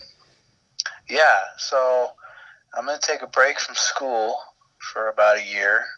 About this time next year, I'll be coming back. And I still want to play ball, but I've kind of lost my love for it. Yeah. It's been tough, but I kind of lost it in Kansas. I was just kind of like, I put in all this hard work and just to get screwed in on the back end. I mean, it's... Well, it feels like it's not in your control. It's kind of what... It is, yeah. There's nothing I could do to control it, you Yeah. know? And I'm sure we've all had experiences like that. And I think as a football player, you need to experience that because it makes you a better player. Yeah, agree. Well, you got to have hardship. Hardship is valuable. Yeah, if you're just playing fun and all that, that's great. But, like, when you have something to prove and people to prove wrong, I mean, it's a whole different experience. Yeah. Well, first, go ahead. Oh, no. Well, I was going to say, first, congratulations. My buddy just got in the Air Force. I'm so happy for him. I'm happy for you. That's huge. I think when you graduate, there's kind of three options. There's college, there's unions, or there's the military, and it's a great option. I'm happy for you. That's awesome. I always was kind of, I wish I'd walked on somewhere. I wish I'd tried that. Because I think what's cool with you is at least maybe you have some questions answered. For me, I always wanted to try more, and I never did. And I always regretted that. Do you have any regrets maybe? How do you feel about that looking back? Like hindsight 2020 or not? I mean, one thing I really learned is football is just a business. Yeah. No, it is. At this level. Yeah. I mean, 100%. You can be the nicest kid in the world, but, if you're not out there doing what you need to do, it's tough. I mean, it makes you really want to go back and appreciate high school football. Yeah, no, 100%. For what it is. Instead of, because I could tell you, when I was in high school, I was just like, I just can't wait to get to college, Yeah. The free gear, Nike, all this, like as much as I want, but it's not really all it's cracked up to be. You get there and they own you. Yeah. I mean, whether you're getting paid to do it or you're walking on to do it. Well, I think football is a great lesson about life. If I may, my dream is to have my own company, do my own podcast, and instead of working for Fox Sports Radio or ESPN, I want to have my own thing, my own show. And it's so easy for me to always look ahead. They're pretty good shows. Thank you. I appreciate it. Well, it's easy to always look ahead though. I love this moment. I'm in my, my spare bedroom making videos. That's cool. but someday I want more. And so it's easy to always look ahead wishing for more. And I feel like I did that with college football. I always felt like, oh, if I can just get to college, then I'll be happy. Then it'll be better. And you get there and like, oh, this isn't what I really wanted. And so it's kind of a good life lesson for me, at least it was, to go, okay, I got to enjoy the moment. I got to enjoy the journey getting there. And if I could go back to high school, I'd say, Zach, enjoy being in high school. Enjoy football now instead of always looking ahead to when I get to college. Does that make sense? It's like I waited to have fun. No, I totally get what you mean. Yeah. So it's, I mean, Montana was a tough experience. Boise, this is kind of something, you know, like, it's not that I can't do it. I can compete. You know, I've done it. Yeah. I mean, I have the film to show it. Yeah. You know, I didn't play a whole lot in the spring game. I got 2 drives, and then both were touchdowns. You know, and one of them being last play of the game, which was a 70-yard touchdown right up the middle. That's cool. It was awesome. Yeah. I mean, you know, it's probably they filled it up pretty good, the stadium. I mean, there's probably close to 20,000 there for the spring game, and it was a neat experience. But, you know, getting out there, you think you'd be nervous, but just to get on that field and actually do something good with it, you know? Yeah. It was really a feeling you can't describe. What's the blue turf like? What's that like playing on that? It's pretty unique. Wow. That's a good word, unique. When you get here, I mean, it's blue turf. It's blue. You know, it's super hard turf. You don't want to get tackled on it because it's literally just concrete with turf on top of it. It's not like they say it is where the people blend in with it, because on the field you see everything. Yeah, you know, maybe up top. Well, it's like do the Ducks blend in with their green jerseys? No one gets confused with the Ducks. You see somebody moving on top of the turf. I mean, it's easy to tell. Yeah. But no, it's a unique experience in its own. I loved it. You know, growing up a Boise State fan, to just say that I was a part of this program, in a Montana's program, you know, it was good. But I don't think I'm done with football, though. So you think you'll come back? See, I think, no offense, man, I think if you walk away, you're done. I mean, it's pretty hard to go back. That's what's I'm concerned about with you. I put so much into it that I think it could go a bunch of ways. I mean, I'm going to do my military thing. You know, I'm going to go to drone school in Arizona for 6 to 8 months. And then I plan on coming back to this area and going to Eastern Oregon University. So that could happen. Yeah, that makes sense. You could play there. Yeah, it's a smaller school. You know, nothing against NAIA. It's still competitive. Yeah. You know? Yeah. It's just not the big Division I level. I mean, but, you know, I want something where I can relax and play and have fun, you know? Yeah. And have a good group of guys, you know, friends. You know, I haven't really had that. Yeah. I mean, I have trust issues. I just, you know, I've been just screwed over so many times that I'm just like, you know what? I'm just going to hang out by myself. So, I mean, not to seem like a loner, but, I mean, it's just what happens. No, man, I'm a loner. I get it, dude. I'm such a loner. Yeah, I mean, it is what it is. I mean, you know, so I think there, if I want to. You could play there. You could play there for sure. Definitely, yeah. And I had a couple opportunities when people found out I was leaving Boise, and a couple Division I spots. But it's kind of nice having a break from it. Well, I'm curious. You know, can I get in your head for a second? Because I know when I left football, I felt like I could go somewhere else. I could transfer somewhere else, and I could climb that mountain again. But it was such a mountain to get there, and climbing another mountain to get onto another team was going to be a pain in the ass. And I thought the idea of, well, if I'm going to climb a mountain, I'd rather do something like make videos and build my own career than do football. Do you feel that way at all, maybe? Like, are you moving on maybe to your next step to go build a career, or are you going to? Because you can play at Eastern, yeah. I am now going to build a career, military, and then I get my degree, but I still have eligibility. Yeah. You know, Eastern's a great place, and, you know, I've reached out to them. I've talked to them, but it's not till next year. Yeah. And, you know, I feel no matter what they have, you know, I should be able to go there and compete right away. Yeah, no, I agree. And have fun doing it. Yeah. I mean, I'm not going to have to look into 3 binders, you know, 3 inches thick of playbooks. Yeah. I'm probably not going to have to watch, 30 hours plus of film a week. Yeah. I mean, you're going to still do that, but not to that extent. Yeah, it was a full-time job at Division I level, man. It's people don't understand. Let's just put it this way. For people that don't know, your morning starts at 4:30. You have weights. From weights, you have some sort of stretching, yoga, team meal. So that goes, you get done with that about 8:30. Well, then you have conditioning at 10, and then you have class. That's like from 12 to 2.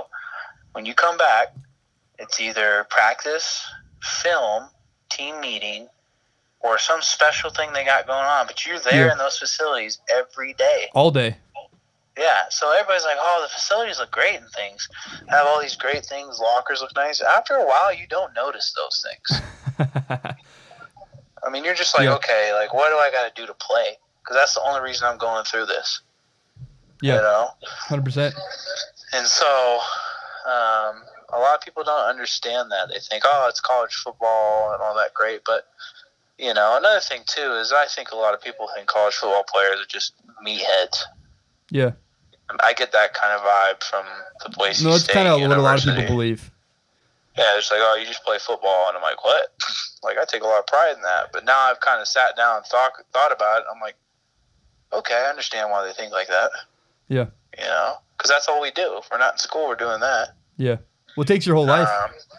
It really does. And so I feel at Eastern, I might even just walk on there. I don't care. I'd like to get some money, but it doesn't matter because the military is going to be – I'm going to do ROTC there too. Yep. So my school is going to be paid for. Yeah. And I don't have to worry about a thing. I can get a new vehicle or I can, put a loan on a house. I mean, those type of things I probably wouldn't have been able to do at Montana or Boise doing football. So, but I've reached out to the Eastern Oregon staff and I've heard from a bunch of other staffs. I'm not going to name who, but I mean, I could go play right now, but I kind of like the break. It's nice. Yeah. And it's not like I'm not working out. I'm not doing things. I'm staying in shape. Oh, I know. Yeah, I know your work ethic. I know you're doing stuff. Yeah, I'm always doing something. I'm training for the military, so I get up and run about 2 miles every day and go to the weight room. And my body looks better than it did when I was in football. So, which is weird. Yeah. But I've also decided to eat right and do things like that. Yeah. And that's really about it. So. Yeah, my goal is to, after this, is possibly play football again. Who knows? I might just be done with it. But I feel for that coaching staff there at Eastern, I'll come back. I'll train with my quarterback coach if I want to. And, I feel I just need to throw maybe one throw, and I think I'd be good there. Well, I think what's wise is you're leaving your options open. It can't hurt you to have the door open still. Does that make sense? To say, I might go play football totally can't hurt you at all. No, and why not? It would be fun. It's a smaller level. They're competitive. If you can just get past Southern Oregon. But they still send teams to the playoffs. So there's an opportunity to be very successful, and you're in a great place. I love LeGrand. Yeah, it's a beautiful place. I drive through there on my way from Boise to home, which I just did this last weekend. Mm. That's awesome. So yeah. Do you have any thoughts? Else? No, man. Do you have any thoughts or reflections maybe about? Is there anything left? I guess you want to say. I just hope the Last Chance U thing I did me and my family well. I hope I wasn't. Hope language-wise, because I was pretty mad at some points, and I got mic'd up for about 3 or 4 games of the season. Yeah. And I think something else some people should know is I probably wouldn't have played if Malik didn't get in trouble. Because when he'd get in trouble, I would, I'd have a whole half or I'd have a whole quarter where I could just, it was nice. But, I felt like the odds were always stacked against me. I felt like, there was one game, I hope they show it, but it was Highland, and our game got canceled the day before because of severe thunder and lightning storm. Well, we played it next day on a terrible, muddy field. It was awful. And so we ended up winning that game 9-7. Yeah. And I scored our only touchdown. And I had an interception, but, they put Malik in the second half, and he came in and threw 2 interceptions, and that's all he did. And so we won. But, you got no credit for it. Whereas if he did that, you got credit for it. Yeah. So I just hope everybody kind of sees it for what it is. But, at the same time, I hope they understand that some of the short stories might not be made true. It's for TV. Yeah. Well, I worked in production, man. I understand they want to tell a narrative, and they have an agenda. Yeah. So we'll just see. I mean, I haven't really talked to a lot of people about it. Everybody's like, "Oh, Last Chance U, like you were a part of that." And I was like, "Yeah, like that's me in the picture." I was like, "Okay, like you just answered your own question." Yeah. And I'm just kind of like, "Oh, what are you doing now?" And they hear that I went to Boise, and they hear that I'm going to military now. And I mean, honestly, I got a different career path. Like, I also have it set up to where I don't have to do football after college. Yeah. I love the opportunity. Don't get me wrong. I feel like I could play in football league. I think it's a possibility. I think with the right shot, the right opportunity, anybody can do anything. Yeah. I guess the last thing I want to say, man, what would you tell a high school kid? Do you have any advice? Because you've been through a lot. You've been through so much. What would you tell a kid, a senior in high school? A senior in high school? Yeah. Oh, well, a senior, you can't really do too much. Well, fair enough. Maybe a sophomore. Like, what would you? Because I know I didn't get involved in the process early enough, and I wish I'd emailed coaches. I wish I'd promoted myself. What would you tell a kid in high school that wants to play college football? Well, here's the thing about those emails and things, real quick. Those emails, those are the dumbest things ever. I hate emailing coaches because they don't care enough at all. Yeah. They're just like, "Oh, cool. Like, here, go to our camp. Pay us. It's money for them." Yeah. Do you think a kid should wait back and wait for coaches to come to them, or do you market yourself? Like, because there's a weird mix. It seems like unless you have a coach like Don Johnson promoting you, it's pretty hard to get to school. I would think. No, it's tough. It's a good question. I've honestly been blessed with, the people surrounded around me, or found people that have helped me in my life. So I've had it nice. I know a bunch of kids that would kill to have the opportunity that I had. Yeah. And I think to my parents, sometimes they don't understand that I appreciate that opportunity. But I was young and dumb. Like, I didn't know what I was doing. Yeah. And as you get older, you're like, why did I do that? Like, if I just wouldn't have done that, I'd be set up. Like what? Well, let's see. The reason I didn't play my junior year in high school, I did it to myself. I thought I had it. I was throwing for colleges. I knew my junior year was coming up. I just had to put up the same numbers I did, and I was going to get offers. Yeah. I was throwing for Pac-12, Mountain West all the time, talking to them, phone numbers. It was the real deal. And so it was Ray and me, and Kobe was going, Justice. Yep. Justice Murphy. Who's coming back to ball. I'll be training with him a little bit this summer, helping him and my brother get ready. That's cool. Yeah, I'm looking forward to it because Justice is that kid. I respect Justice a ton because that man loves football. I've never seen anybody work as hard as he does in football, and he's a freak. Oh yeah, he's a special guy. Yeah, I wish I would have used him more in high school. I'm just like, oh my gosh, like I kick myself because I'm like, what was I thinking? I have a freak, and I wouldn't throw it up to him in the end zone. I'd try to run it in or something like that, and I'd still get it, but it would look better on film. Yeah, but no, I'd probably tell them just like, hey, find people that have connections. It's all about who you know. Yeah. And that's how the game's played. And it doesn't hurt if you're 6'5". I don't want to discourage kids that are 5'10", whatever, but it was hard for me. I realized, I'm 5'9". I'm not going to play at Wisconsin. Like, it's just not going to happen for me. Yeah, but you should never limit yourself. Yeah. Well, that's why I'm careful to say, like, I don't want to limit people, but it's also like, at one point I had to be realistic. I realized I'm not going to get the same opportunity Sam Darnold is. And I trained with him. I met him a couple times. He's, big, huge, thick kid, better arm than I had. He's going to get more opportunities.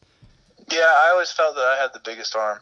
Yeah. And I still think that to this day. Well, I agree. You had a better arm than I did. There's nobody that can out-throw me.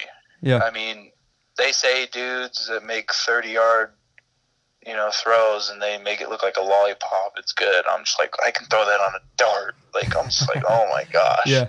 No, I agree. And my dad's always told me that, and that's how I got into quarterbacking. I just knew I could throw it a country mile. Like, yeah. I was just like, that's how I got into it. Because before I was baseball, this and that. Yeah. But if I could tell somebody something, I'd just be like, listen, just stay the course. Like, don't get lazy. Just go to the weight room. Like, show your teammates that you're, like, committed. And, another thing is just, I don't know. I'm not really whole against the dating in high school thing. So that kind of, I had the girlfriend, thought I found it. We've all had girls like that, I'm sure. Yeah. But, same. Don't give up everything just because, like, you're dating with them in high school. Don't sacrifice for a high school relationship, maybe. Is that what you would say? Yeah, I definitely would skip time and go spend time with my girlfriend instead of focusing on football. End of my sophomore year. But I also was really, like, confident. I knew I was going to go somewhere big. Yeah. And so Coach Johnson, that was his way of punishing me. Yeah. He brought Jaron in and then switched up the offense. It didn't matter if I came in and threw 2 or 3 touchdowns. It didn't matter. Yeah. So, but I can sit down with Coach Johnson and, we can laugh about that because I still got to the level I wanted to get to. Yeah. And I don't think it's done. I haven't hung up the cleats yet, but it's nice to, just be able to focus on school. Yeah. I mean, that's another thing too. Junior college athletics, they're just trying to get guys back up to the level they were at as fast as they can. Yeah. Whereas Boise State, academics are tough. Yeah. No, dude, college it's not easy to do 2 things. Trust me, as a guy who makes 40 videos a week, it is so difficult to do college full-time. I have 18 credits and do YouTube. It's like impossible. It's so hard. Oh, yeah. Well, you go to Washington State, right? Yep, currently. Okay, I have a buddy that just transferred there. Nice. Huh. He's actually from Independence Community College. Really? Oh, that's cool. Yeah, he's a receiver. His name's Calvin Jackson from Florida. Calvin Jackson. Huh. Nice. He just got in. Like, he literally just got on campus. Yeah. But he was one of my good buddies. We don't really talk that much anymore. But at the time, he's a guy. He was kind of. He'll be one of the main guys, I think, on Last Chance U. Good guy, but one of those things. The red carpet was out for him. There's a bunch of guys like that. Whereas the other guys, concrete. Yeah. But yeah. It was a great experience. I don't have a lot of bad things to say about it.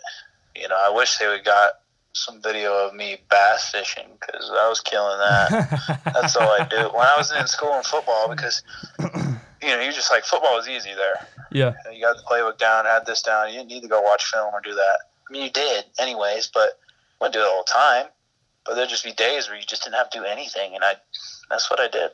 Yeah. I had it down to a pretty good science. So, but yeah, that's really about it. I think my story. I think I could write a book about my story. Honestly, sounds like it. I have enough. Yeah. I have enough in it that I could do whatever. Not a lot of people really care about what I gotta say, so it's kind of nice. Yeah. Well, I wanted to give you a platform to say what you had to say. I wanted to hear some of your story because I thought when I heard he's on Last Chance U, that's really cool. I want to hear what that was like. So it's been fun to get to know. I hope they show, a good amount of me, but at the same time, I played, so I know I'm going to be in there a couple times, but I don't know. I mean, I'm just in a totally different place now than when I was there. Yeah. Like I hope that I just hope that I didn't do anything dumb, which I don't think I did. I didn't do anything where I was cussing people out, things like that. Like I might have been frustrated. And things, you weren't fighting anybody. You weren't doing stupid stuff. No, I wasn't fighting anybody. I'm not the type of person to do that. I know. I'd break things up, but I'm not gonna. There were guys that had their own issues and things like that, but that wasn't any of my business. And they came from a different place than I was. I will say the show did bring out, like, everybody became an actor, you know? You go, dude, this is the biggest thing they're ever going to do. Yeah. You know, I mean, and... like, do people act differently when they're on camera? Yeah. Yeah. It got to the point where it was kind of annoying. Yeah. But overall, it was a pretty good experience. I mean, I will say at the end, though, when the cameras weren't there, it was nice, but I just feel like it put a big target on our back, too. Yeah. You know, and I'm sure they'll do season 4 there because they like it there. It's a better place than, I guess, Scuba. Yeah. When I was talking to the directors, I guess the nearest Walmart to them was like 40 minutes. Oh man. Yeah, so Scuba is tiny. They were really, there's nothing in Scuba. Yeah, they were really out there. So I was just kind of like, okay. You know, and Greg, he's a great guy. I liked him. I had, you know, Coach Ornelas, great guy. You know, Coach Harris, great guy. I mean, I just didn't get I just got some backlash for going to Boise State from some of the staff. So they didn't have a good connection with Boise State, and so when I disappeared and then just said I was going to Boise State to play football, you know, I got a nasty text from my head coach. So, which, you know, I didn't like, but I was just kind of like, I'm done. Like, I don't got to put up with y'all anymore, you know. Yeah. And then, so we'll see, because I could have stayed.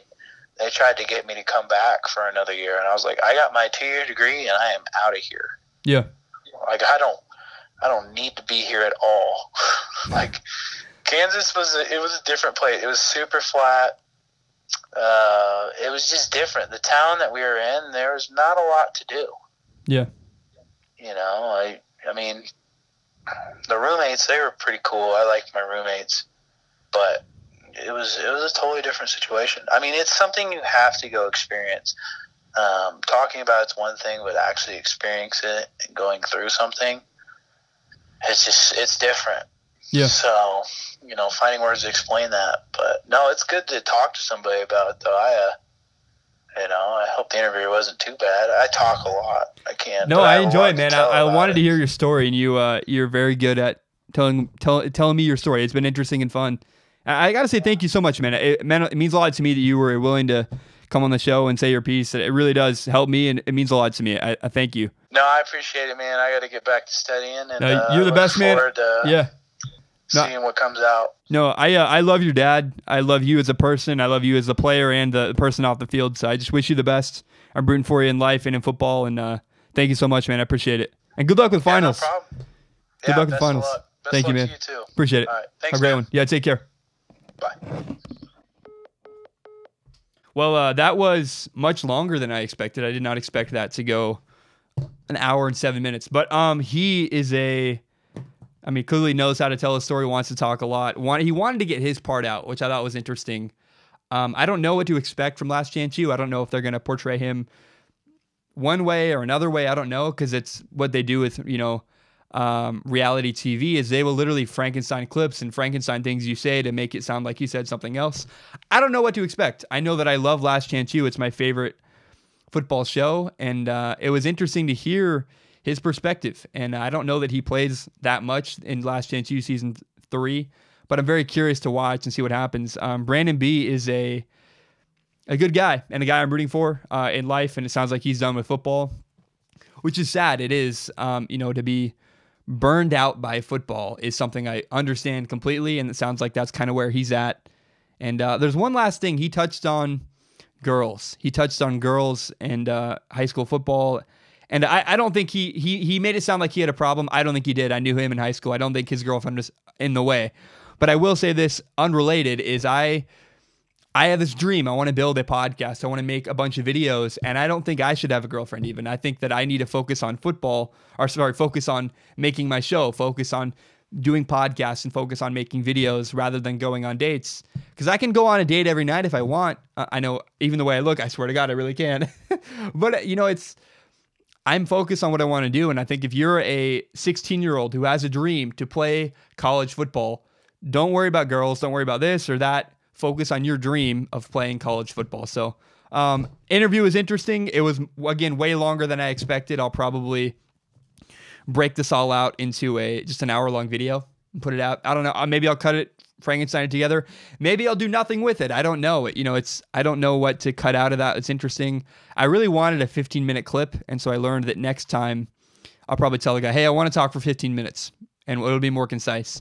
But he just kept going, and I was like, hey, I'm going to hear what he has to say because it's interesting stuff. So hope you enjoyed that. I don't know what to make of that. I don't know what I'm going to play from that or what you'll see from that, but it was interesting, and it was fun to hear his side of the story.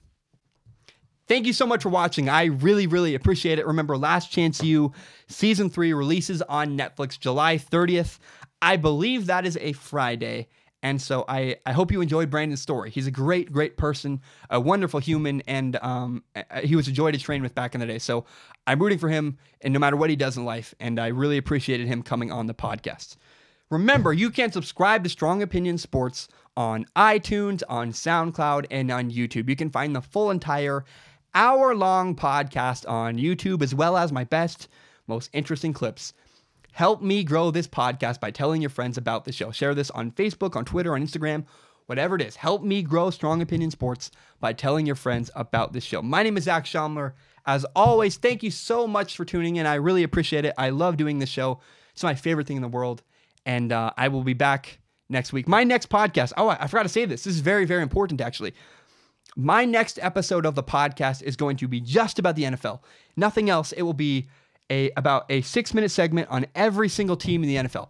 All 32 teams, 6 minutes for each team, what their record will be and why. And I have 17 pages like organizing every single week of the NFL.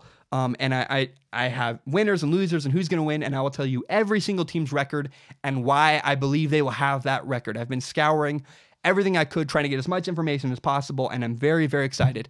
The next podcast episode will not be anything other than NFL predictions. It will be probably way too long. I'm so excited, and I really hope you enjoy it. So my name is Zach Schaumler.